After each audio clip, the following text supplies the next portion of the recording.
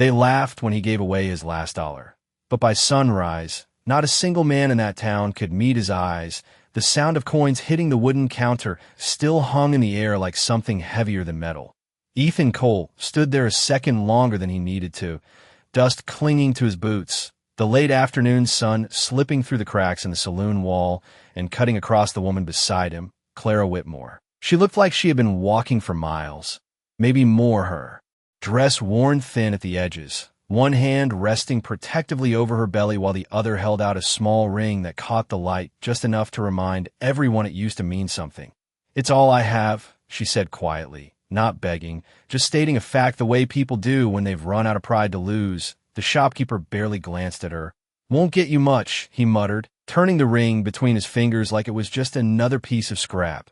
Ethan watched that moment. Stretch, the kind of moment most men pretend not to see.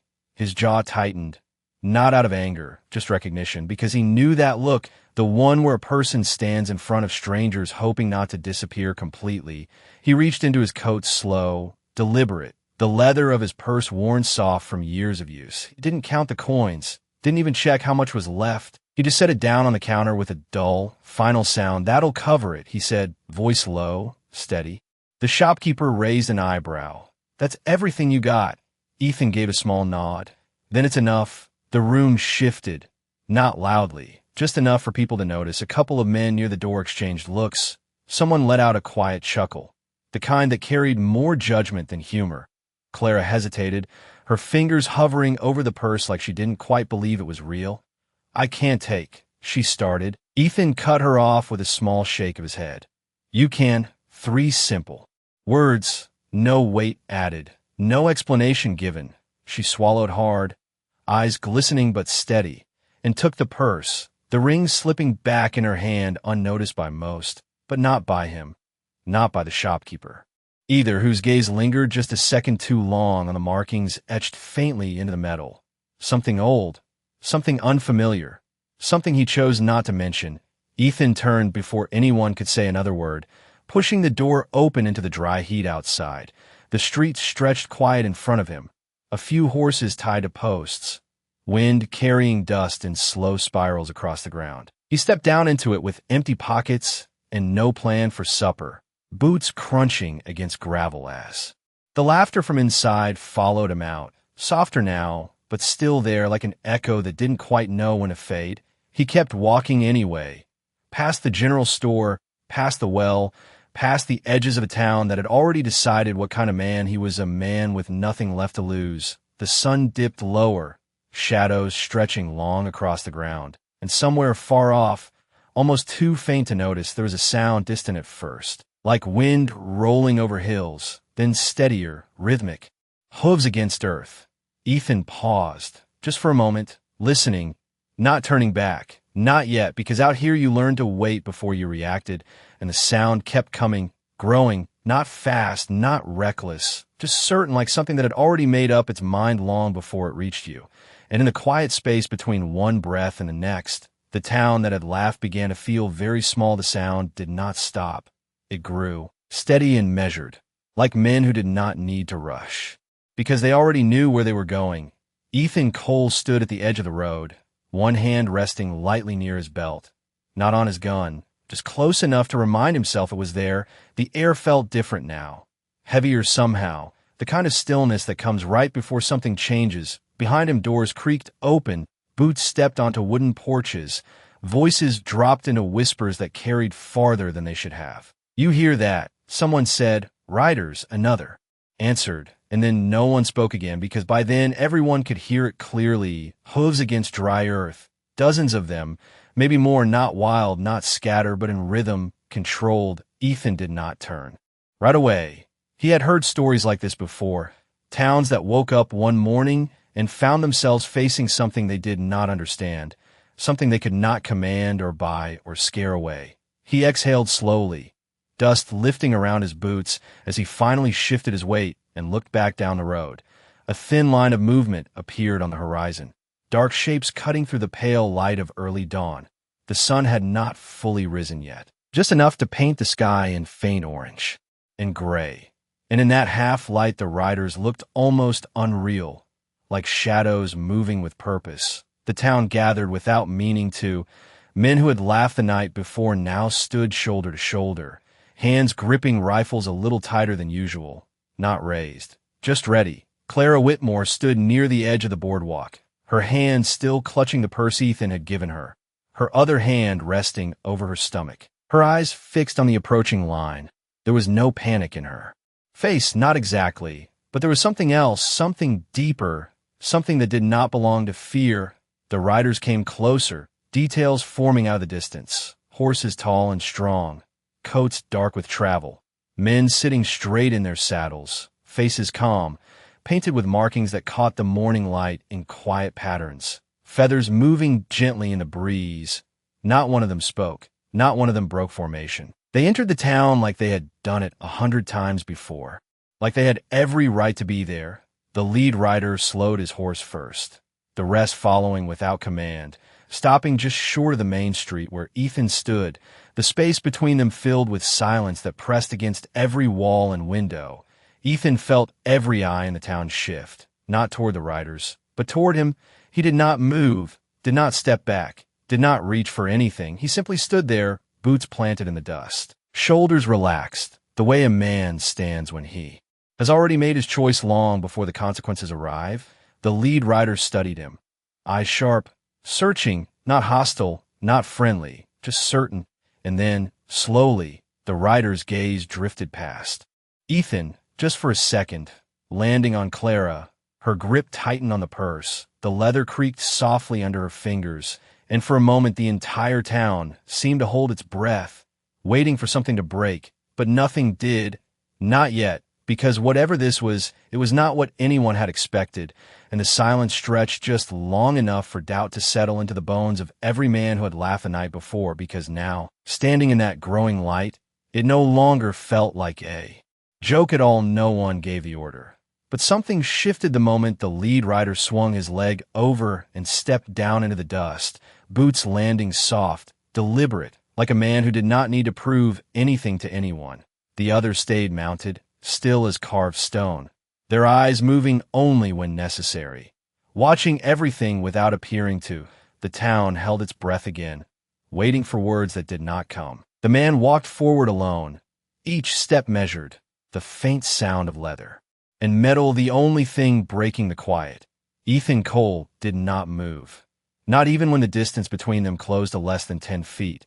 He simply stood there, shoulders squared but not tense, the same way he had stood in front of the counter the day before, when everything he had owned fit inside a small leather purse. The rider stopped, his shadow stretching across the ground until it touched Ethan's boots. For a moment, neither man spoke. The kind of silence that felt older than either of them, the kind that did not need filling. Then the rider lifted his gaze fully, meeting Ethan's eyes without hesitation. There was no anger there, no accusation, just something steady, something that weighed more than judgment. Behind them, a board creaked under someone's shifting foot. A rifle clicked softly as a nervous hand adjusted its grip, but the rider did not look away. Instead, his eyes flickered once more, not to the crowd, not to the buildings, but back to Clara Whitmore, still, standing with that purse held close, her breathing slow but deep, as if she had been waiting for this moment long before anyone else realized it was coming. The rider turned his body slightly, just enough to acknowledge her presence without breaking the space between himself and Ethan. And when he spoke, his voice was low, calm, carrying easily through the still morning air. He gave her something, he said, not a question, not quite a statement either, just a fact placed carefully between them. Ethan did not answer right away. His eyes remained steady. His voice came just as quiet. She needed it. Nothing more, nothing less. The rider held that answer for a moment, as if measuring it against something unseen. Then his gaze dropped, not in defeat, not in weakness, but in something far rarer, something the town had not seen in a long time, respect. It happened slowly, so slowly some thought they imagined it. The man lowered his head just an inch at first, then a little more, until it was unmistakable, a gesture that carried weight far beyond its movement. Behind him, without command, without hesitation, the riders followed, one after another, heads bowing in the same quiet rhythm. Their horses had carried them into town. A line of men who did not bend easily, now choosing to do so. And the sound it made was not loud, just a faint shift of leather and breath and dust settling under their boots. But it echoed through the street louder than any laughter from the day before. Ethan felt it more than he saw it. The change, the way the air itself seemed to settle differently, like something had finally found its place. He did not step forward, did not reach out, did not claim anything that was not his to claim. He simply stood there, as he had always done. But now the town saw it differently. Now the same stillness they once called nothing looked like something else entirely. The rider lifted his head again, eyes meeting Ethan's once more, and this time there was no distance in it, no question left unanswered, only recognition. And when he spoke again, the words were softer, but they carried farther than anything else that morning. What you gave was seen, and for the first time since the riders arrived, the silence that followed did not feel like fear. It felt like understanding, waiting to be heard. The words did not echo. They settled, slow and heavy, like dust after a long ride. And for a moment, no one in that town seemed to know what to do with them. Ethan Cole stood where he was, boots planted, eyes steady, as if nothing had changed at all. But everything had. The men behind him shifted again. Not forward, not backward, just uncertain, like they had stepped into a story they did not understand. The shopkeeper stood in his doorway, fingers still curled around the edge of the frame, his gaze moving from the bowed riders to Clara Whitmore, then to the purse in her hands, and finally to Ethan, as if trying to measure the cost of something he could not price. Clara took a slow step forward, not toward the riders, not away from them, but into the space between, her grip loosening slightly on the leather purse, the worn edges catching the morning light. She looked at Ethan, really looked this time, not like before when everything had been survival and necessity, but with something steadier, something that held weight. "You should not have done that," she said softly, her voice carrying just enough to reach him. Ethan tilted his head a fraction, not dismissive, not proud, just honest. Seemed right. He answered, nothing more, nothing added. The rider watched that exchange without interruption, his eyes moving between them like he was seeing a pattern come together piece by piece. Then he reached into his coat slowly, carefully, not the kind of movement that caused alarm, but one that drew attention anyway. He pulled out a small object, wrapped in cloth, worn but clean, and held it in his hand for a moment before extending it toward Clara. She hesitated, then stepped closer, her boots leaving faint marks in the dust. When she unwrapped the cloth, the town leaned in without realizing it. Inside was another ring, older, heavier, marked with the same faint symbols that had caught the shopkeeper's eye the day before. Clara's breath caught, not loudly, just enough for the rider to see it. He nodded once. "It was never meant to be. Traded," he said, his voice still calm, still even. "It was meant to be carried." Clara closed her fingers around it, her shoulders straightening just slightly, like something long bent had finally found its place again. Behind them, one of the riders shifted, dismounting quietly, then another, and another, until several stood beside their horses, not forming a line of threat, but something else, something closer to presence, to witness. Ethan watched it all without stepping in, without asking, his hands resting at his sides, empty but steady. The rider turned back to him then, his expression unchanged but deeper now, as if whatever he had come to confirm had already been decided. "You gave without asking who she was," he said. "That is not common." Ethan shrugged slightly. The movement, small but clear, did not seem like it mattered. The rider studied him for a long moment, then gave a faint nod, the kind that carried more agreement than words ever could. The sun climbed higher now, light filling the street fully, chasing away the long shadows from before, and in that light the town saw things differently, not clearer but truer. The riders were no longer just strangers. Clara was no longer just a widow, and Ethan was no longer just a man with nothing. He was something else now, something that could not be named easily, something that did not ask for recognition but earned it anyway. The rider stepped back finally, creating space again, but the feeling remained. The shift did not leave with the movement. It stayed, settled into the boards, the dust, the eyes of every man who had stood there. and just before turning away, the rider spoke once more, quieter this time, but certain this is not the end of what you started. And for the first time since the morning began, even Ethan Cole felt that those words were not a warning, but a promise waiting to unfold. The riders did not rush to leave, and that was the part that unsettled the town the most. Not their arrival, not their silence, but their decision to stay, to remain in that street as if time itself had slowed to match their pace. Ethan Cole shifted his weight slightly, feeling the sun climb higher against his shoulders, warmth settling into the fabric of his coat, the dust beneath his boots no longer cold from night, but beginning to rise in thin, lazy spirals.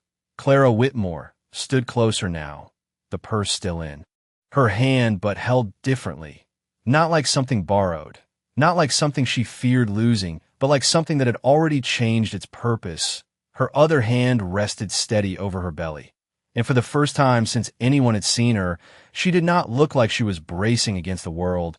She looked like she was standing inside it. The ring the rider had given her caught the light as she turned it once between her fingers. The markings faint but deliberate, lines that spoke of something older than the town, older than the road that led into it. The shopkeeper stepped forward then, just one step, enough to bring him off his threshold and into the open, his voice careful, measured. "You are saying this belongs to her?" The rider did not turn immediately, as if the question itself did not require urgency.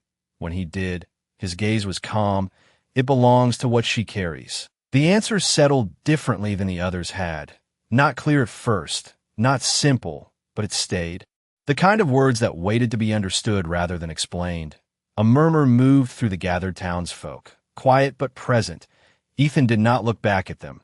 He had heard that sound before. The moment when certainty begins to loosen, when people realize the story they told themselves might not hold. The rider stepped toward Clara then, not close enough to crowd her, just enough to stand within the same space, his voice lower now. Meant for her more than the others. There are roads that do not show themselves until they are walked. Clara met his gaze, her eyes steady. "I did not know where to go," she said, the truth plain, unguarded. The rider nodded once. "Now you do." It was not a command, not even a suggestion, just a recognition of something already set in motion. Ethan watched that exchange without interruption. His role in it finished long before this moment arrived, and yet he remained, because leaving now would feel like stepping out of something unfinished. The riders behind the leader began to move then, not away, not yet, but adjusting, preparing. One man stepped forward leading a spare horse, its reins loose, its posture calm. He stopped a few feet from Clara and waited. No words offered, none needed. Clara looked at the horse, then at Ethan. There was a question there, not spoken, not formed, just present. Ethan gave a small nod, the same kind he had given in the shop. Simple, steady, enough. She exhaled slowly, the kind of breath that carries weight out of the body, and stepped forward, her hand brushing the horse's neck before taking the reins, the purse still in her grasp, the ring now resting against her palm. The town watched in silence as she moved, as if witnessing something they did not yet have the language to name. The rider turned back to Ethan one last time, his eyes holding that same steady recognition. "You gave without knowing what would return," he said quietly. Ethan shrugged again, a faint movement. "Did not give for that." The rider's expression did not change, but something in it settled deeper, firmer. "That is why it returns," he answered. The words were not grand, not loud, but they carried, the kind that stay long. After they are spoken, the riders began to turn then, one by one.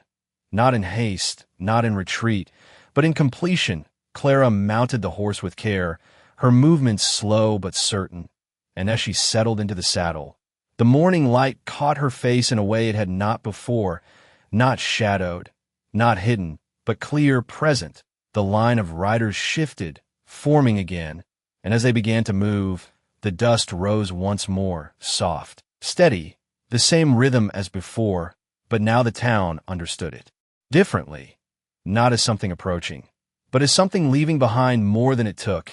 Ethan remained where he was, watching until the last rider passed beyond the edge of sight, and even then, he did not move right away, because some moments are not meant to be followed, only understood after they are gone to dust, did not settle right away after they left. It lingered in the air like something the town was not ready to let go of. Ethan Cole stood alone in the middle of the street a few seconds longer than necessary, then turned slowly, not toward the riders, but back toward the life he had known before this morning.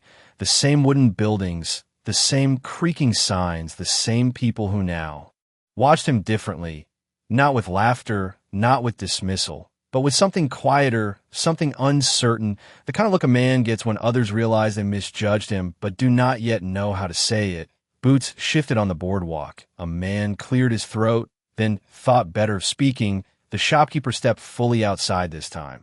The door left open behind him, as if even he did not want to close off what had just happened. He looked at Ethan for a long moment, then down at the ground, then back again.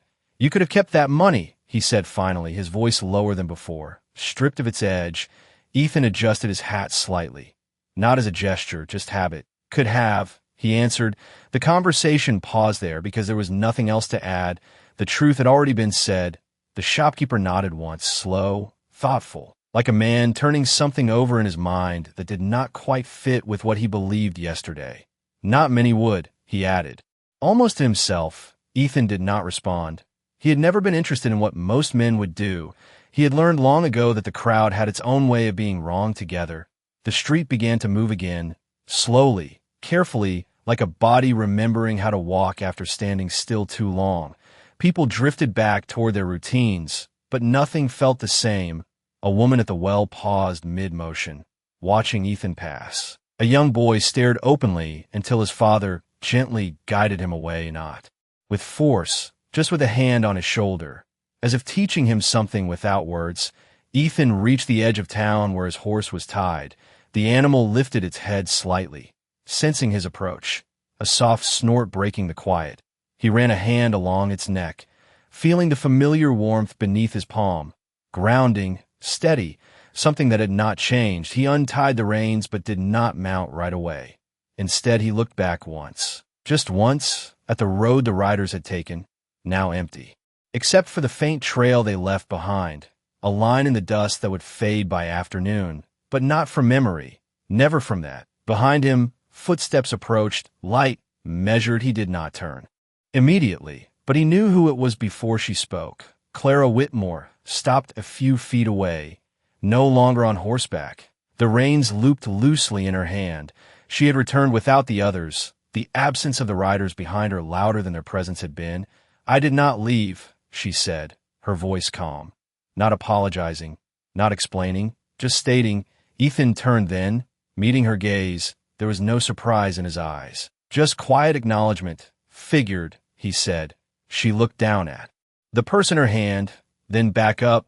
"This is yours," she added, extending it slightly. Ethan shook his head once, firm but not forceful. "Not anymore." Clara held it there a second longer, then lowered her hand slowly, understanding settling in without resistance. She reached into her other hand, the ring glinting softly in the rising sun. "Then this stays with me," she said, more to herself than to him. Ethan nodded, a small motion, enough. The wind picked up lightly, carrying the scent of dry earth and something else, something new, not yet formed but present all the same. Clara shifted her weight, glancing toward the open road, then back at Ethan. "They said this is not the end," she murmured. Ethan followed her gaze out toward the horizon, eyes narrowing slightly against the light. "Things like this rarely are," he replied, and for a moment they stood there in silence, not strangers, not bound by anything spoken, but connected by a single choice made without expectation.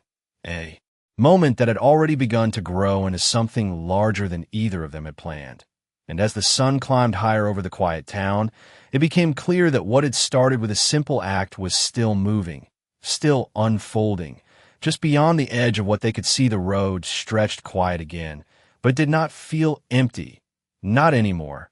It felt like something had passed through it and left a mark too deep for dust to hide. Ethan Cole leaned lightly against his horse, one hand resting on the saddle, the other hanging loose at his side, watching Clara Whitmore as she stood there with that same steady calm, the kind that does not come from certainty but from deciding to move forward anyway.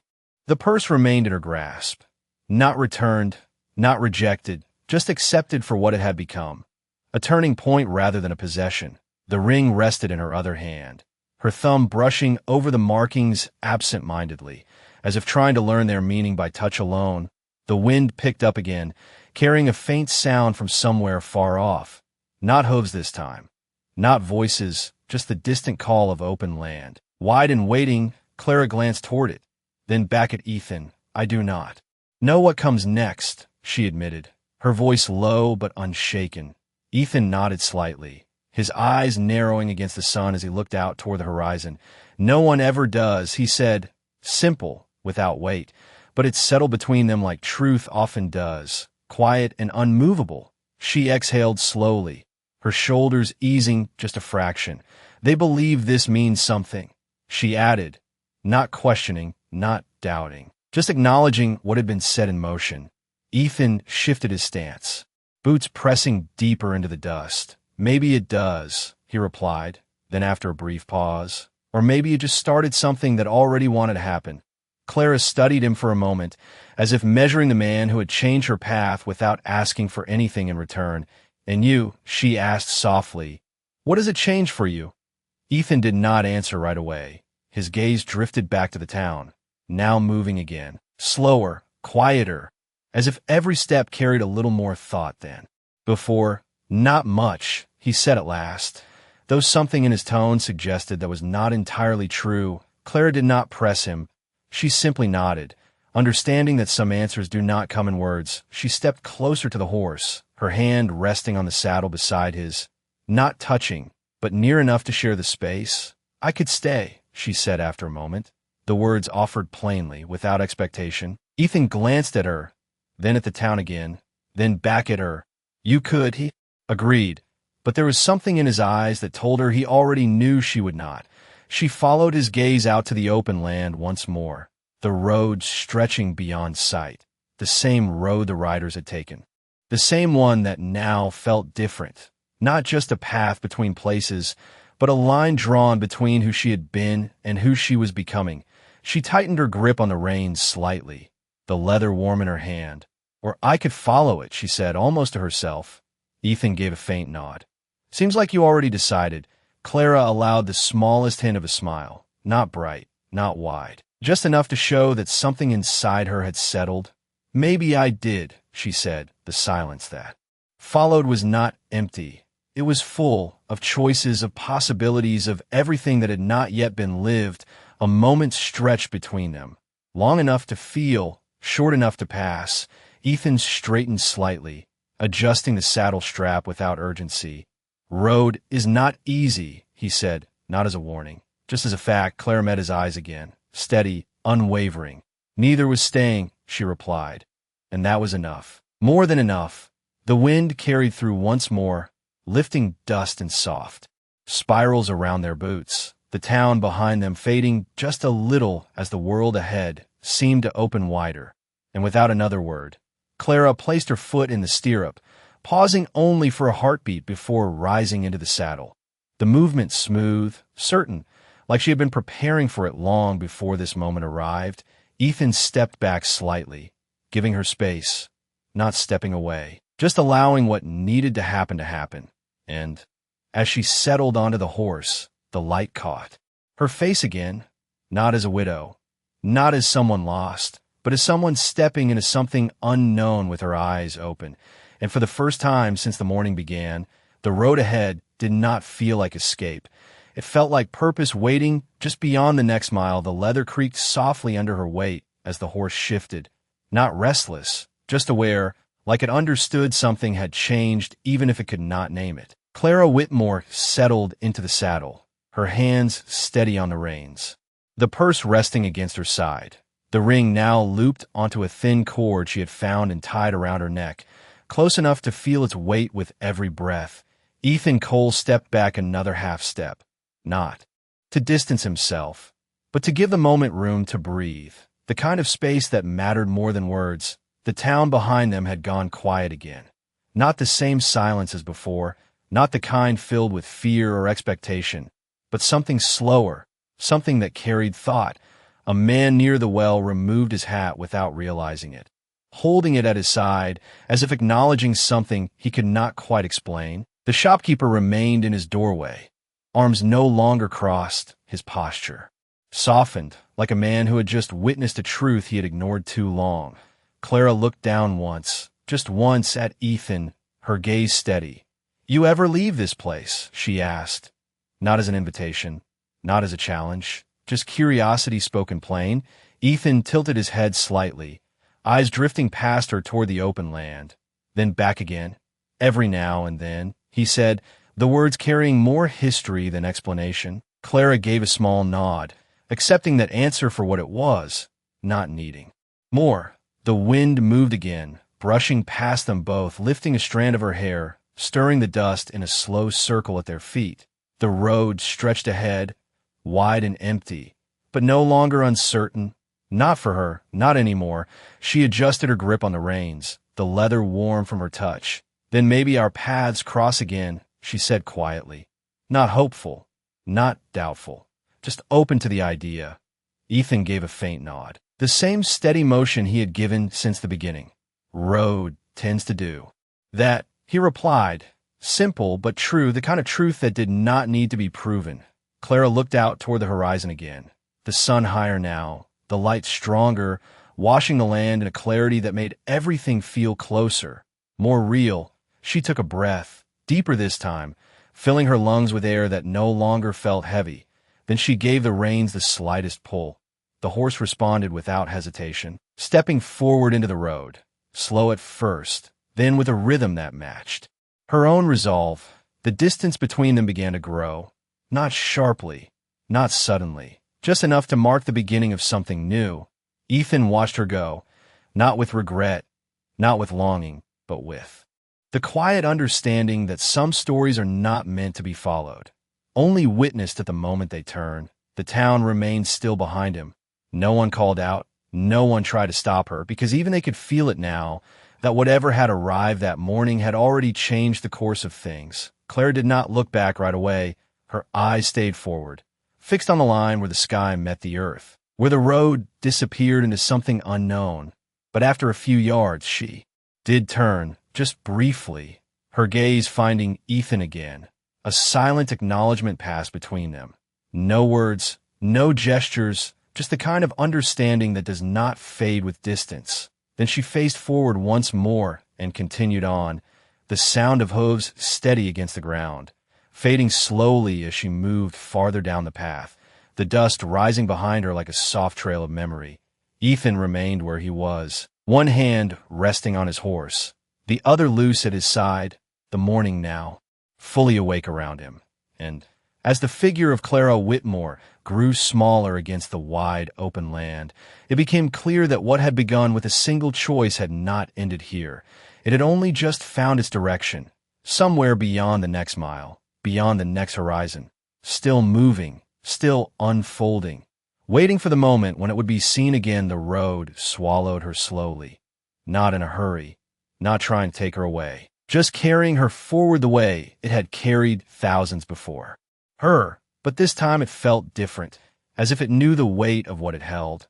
Ethan Cole stood where she had left him, longer than most men would, longer than he usually allowed himself, his eyes following the faint trail of dust until it thinned into nothing, until the shape of her and the horse became just another mark against the horizon.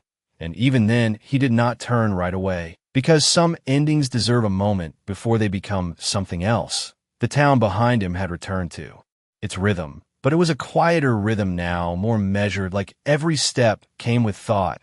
The same men who had laughed now spoke in lower tones, not out of fear, but out of something closer to respect, or maybe uncertainty. The shopkeeper stepped out further into the street, wiping his hands slowly on a cloth that did not seem to need wiping, his eyes drifting toward Ethan, then toward the road. "You think she will make it?" he asked, not loudly, not challenging, just wondering.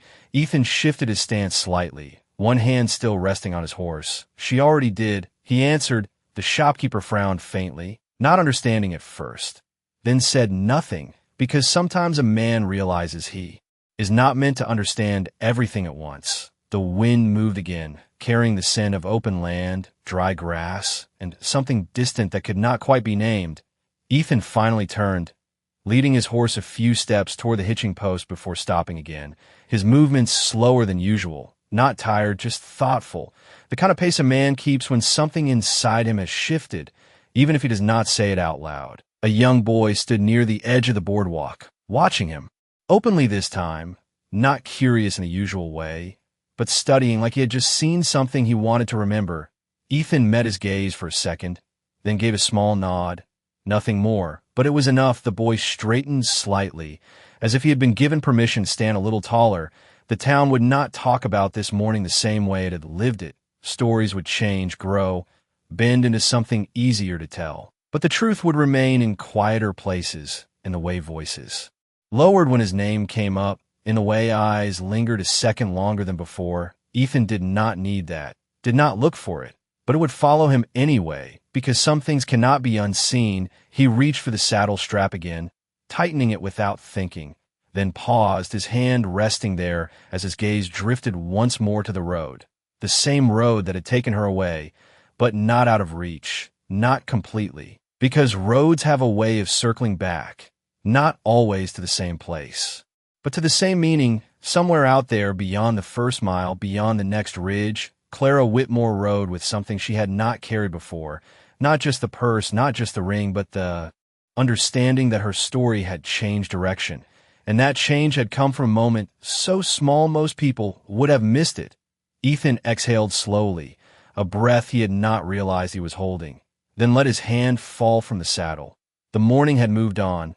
The day had begun in full, and there was work to be done, cattle to check, fences to mend, the same life waiting for him as always, but not quite the same man stepping back into it.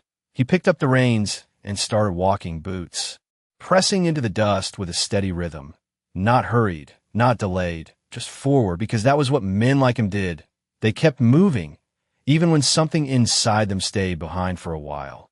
And as the sun climbed higher over the quiet town, casting light across the road that now stretched empty again, it carried with it the quiet certainty that this was not the last time that path would matter, not the last time a choice made without expectation would return in a way no one could have planned. And somewhere beyond sight, where the land opened wide and the horizon held its secrets close, that story was still unfolding, waiting for the moment it would cross as again. 3 days passed before anything felt different again.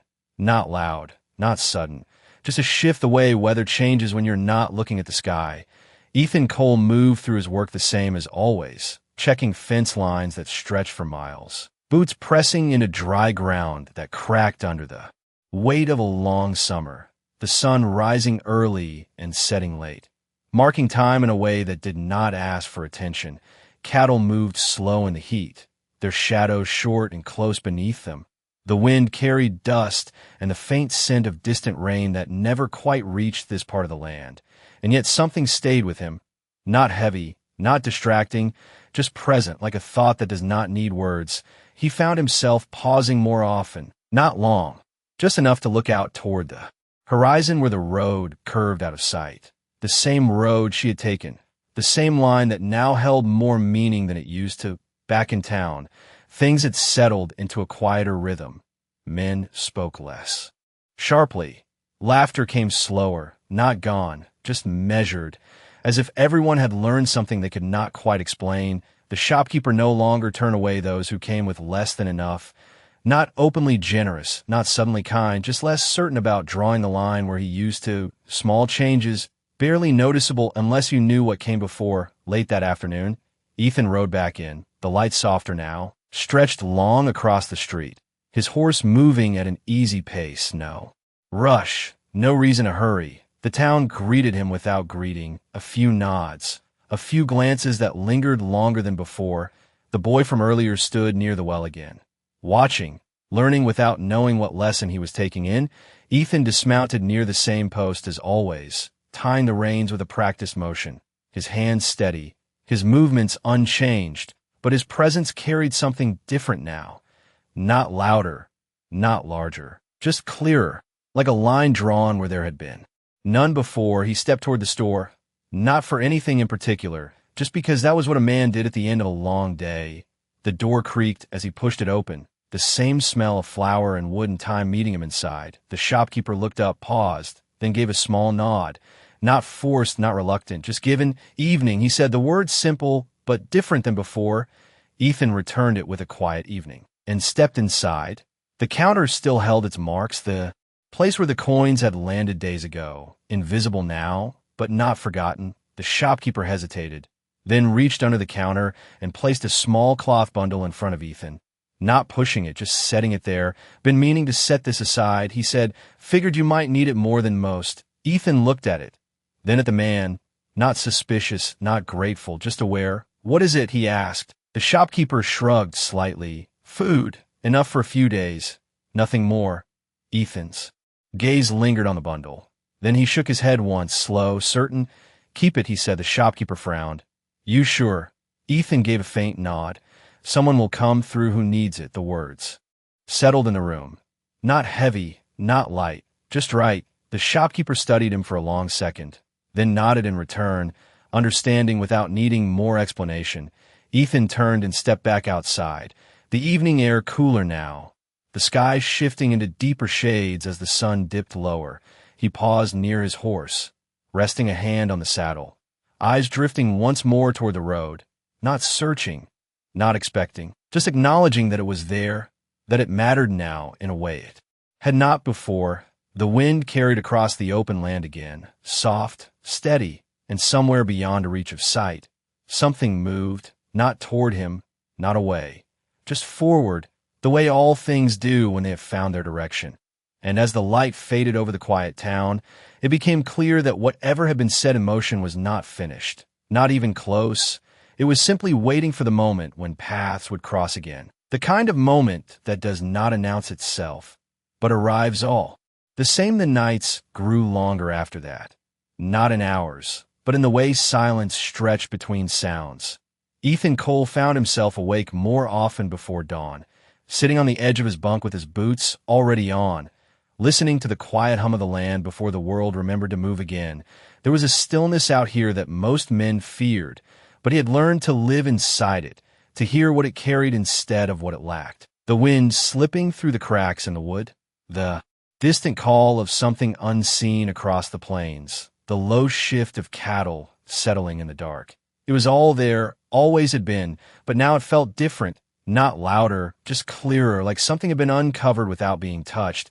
He stepped outside one morning before the sun broke the horizon, the sky still holding that deep blue that comes right before light, his breath steady, the air cool against his face. His horse lifted its head from the post, watching him without moving, as if it too sensed that something was coming, not fast, not urgent, just certain.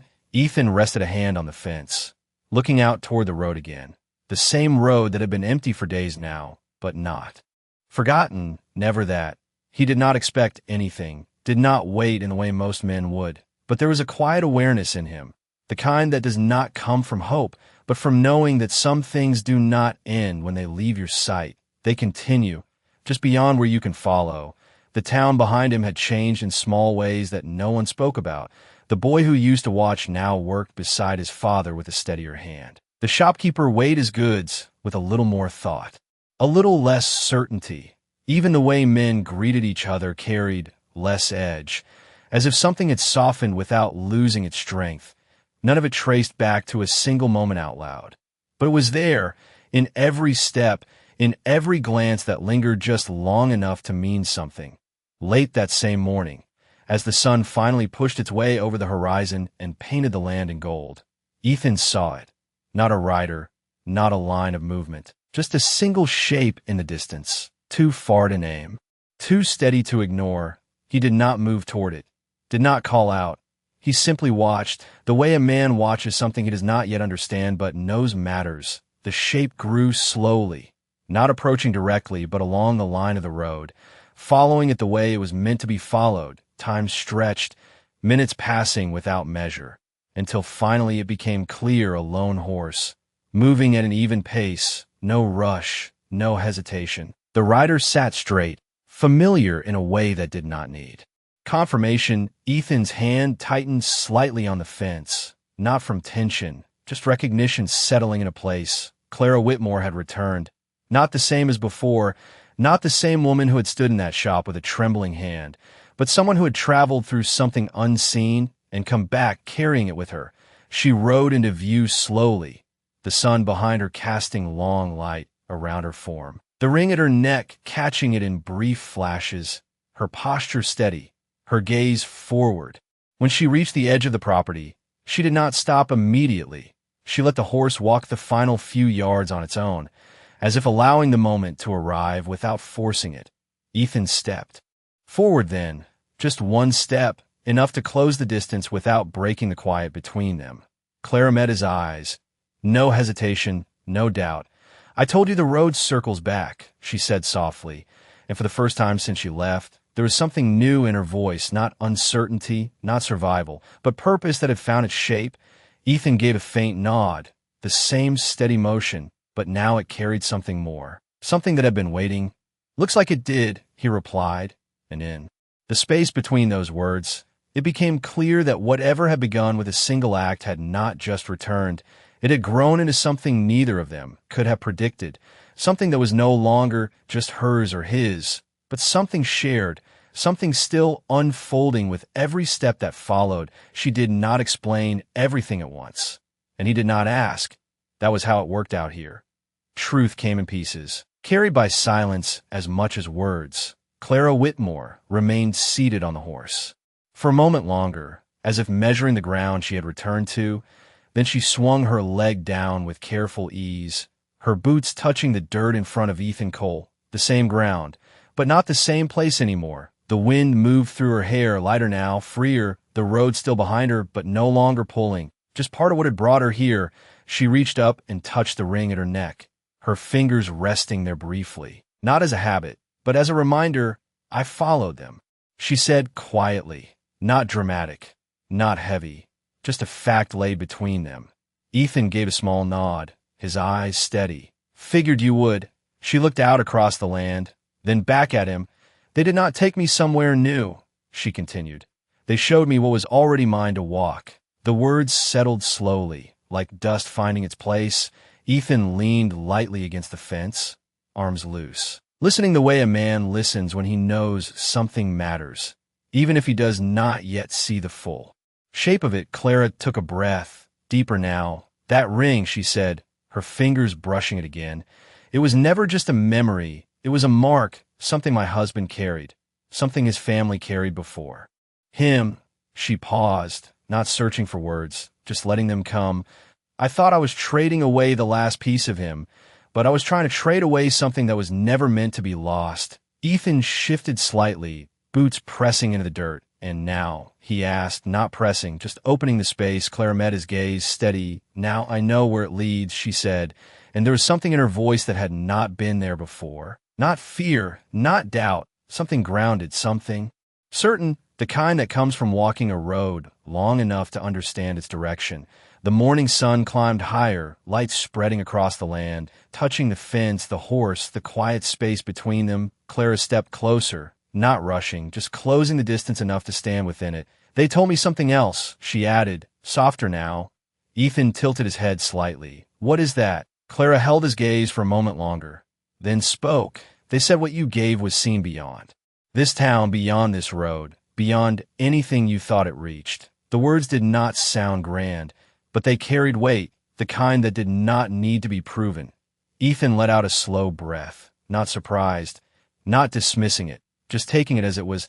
"I did not give it for that," he said, the same truth he had held from the beginning. Clara nodded, a faint smile touching her lips, not bright, not wide, just real. "I know," she said, and that was what made it matter. The wind passed between them again, carrying the quiet of the land with it.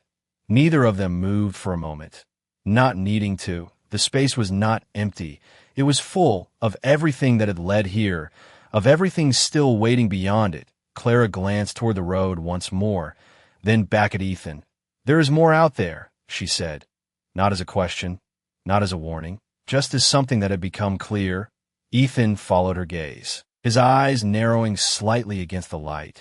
"There always is," he replied. Simple, steady, and in that moment, standing between the place they knew and the road that had changed them both, it became clear that what had begun as a single act of kindness had grown into something neither of them could walk away from completely, something that would continue to move, to shape, to return, not in ways they could predict, but in ways they would recognize when the time came. The sun stood higher now, no longer soft, no longer forgiving. It laid everything bare across the land, the fence, the dust, the lines in a man's face that spoke of years lived without needing to explain them. Ethan Cole remained where he was, one hand resting lightly against the worn wood, the other hanging at his side. Clara Whitmore stood a few feet away, not distant, not close, just within that quiet space that had formed between them, a space built on something neither of them had named, and did not need to. The horse shifted behind her, calm, patient, like it understood that this moment was not about moving forward yet, but about understanding where they stood.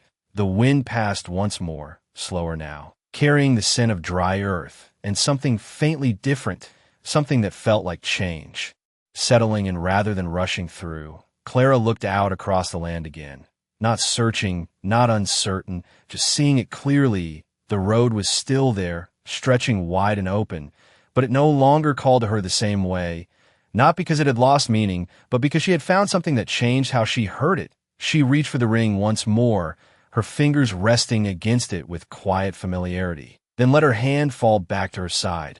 I thought I was running out of everything, she said softly, her voice steady. But I was just at the edge of something I could not see yet. Ethan glanced toward her, then back out to the horizon, his eyes narrowing slightly against the light. Happens more than people think, he replied. Simple, unforced, the kind of truth that does not need to be taught. Just lived. Clara gave a faint nod, accepting it without question. The town behind them remained still, not frozen, not afraid, just watching in that quiet way it had learned since that morning. A few figures stood along the boardwalk, not close enough to hear, but close enough to feel that something was settling into place, something they would carry with them long after. This moment passed, Clara took a slow step forward, not toward the road, not away from it, just forward, into the space she now understood as her own. I do not think I need to keep moving, she said more to herself than to him, but he heard all the same. Ethan shifted slightly, his boots pressing into the ground with quiet certainty. Then do not, he answered. No wait, no push, just permission that had never needed to be given. She looked at him then, fully, not as someone passing through, not as someone asking for help, but as someone standing on equal ground. And you, she asked, her voice calm, will you stay the same? Ethan held her gaze for a moment, then let out a slow breath, the kind that carried more than words ever could. No, he said, and that was all, because it was enough. The wind moved again, lifting dust in soft circles around their feet, the land stretching wide in every direction, unchanged, and yet somehow different. The same sky above them, the same road behind them, but nothing held the same weight it once had. Clara turned slightly, her eyes drifting back toward the town, then forward again, her posture steady, grounded. She did not need to choose between staying and leaving anymore, because she understood now that both were part of the same path. Ethan stepped away from the fence then, not toward her, not away, just into his own space again, his movements calm, unhurried. The same man in many ways, but not untouched by what had passed through his life. And as the two of them stood there, side by side but separate, connected by something that did not bind but did not fade, the moment settled into a quiet truth. Out here, far from anything that called itself important, justice did not come with noise. It did not arrive with force. It did not need to be seen to be real. It came in the form of a man who gave without asking, and a woman who chose to stand when she could have disappeared, and the world, in its own quiet way, had answered, not with spectacle, not with reward, but with something far more lasting, a shift, a recognition, a path that did not end when the road disappeared, but continued in every step taken afterward. And as the lights stretched across the land and the wind carried the silence forward, it became clear that nothing about that moment needed to be spoken again, because the kind of justice that matters most does not echo. It remains steady, quiet, and impossible to forget.